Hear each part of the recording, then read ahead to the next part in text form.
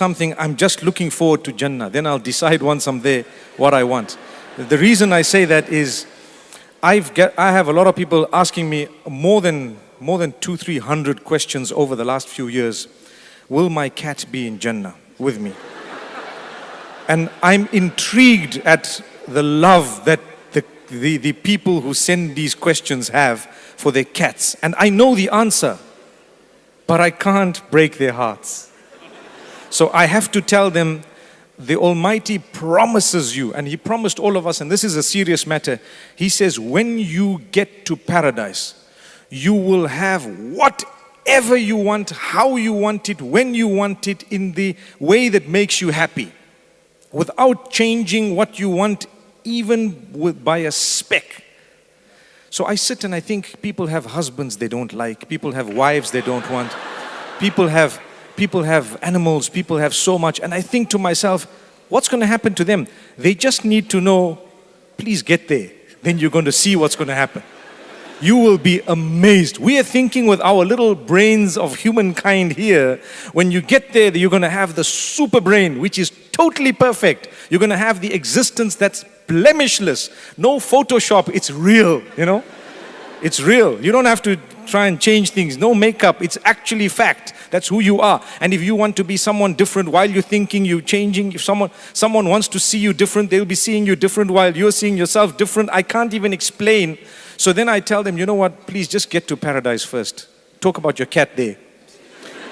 If you think about the cat when you're there, I promise you, you'll get the cat. But the question is, will you think about your cat? Yes, I definitely will. That's what they say. But the answer is, hang on, it reminds me of one thing. Sorry, I'm taking one more minute. It reminds me of one thing. I said it in the Philippines, and I might have said it again elsewhere. Say it again for a fourth time. You know, in 1960, we used to have Mercedes, right? And it used to say 280S at the back. And we used to be excited. Oh, wow. Not that I was born at the time, but I'm talking of a 1960. I'm talking of the 1960 model, 1970, then you had a series that came, and the guys were saying, I can't afford this Merc, but inshallah, in Jannah, Allah will give me this. The same guy, 15, 20 years down the line, if he was to be given that Mercedes, he wouldn't want it. So if I decide now what I want in paradise, maybe 10 years later, I won't want it. The Ferraris and the Porsches, the 911 that was so famous when I was young, today people don't look at it. I promise you, they wouldn't want it. But it would be so cheap for me to decide, hey, look at this S-Class, look at how beautiful.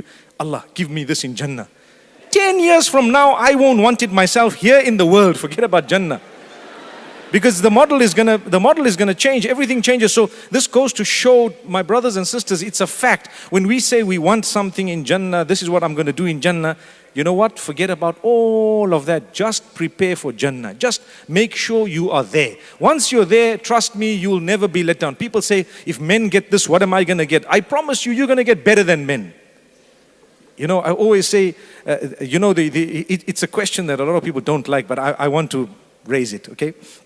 They say, so the men are going to get women. So what are the women going to get? I say, they're going to get men. What else? What else? I mean, it's really so when you get there, I don't want to talk about the details. Please, let's get there. When we get there, we will definitely be the most pleased. So don't ask me, what do you want to do there? Please, I just want to get there. If I'm there, I'm a happy man. Inshallah, I see you guys there. Say Ameen. Inshallah.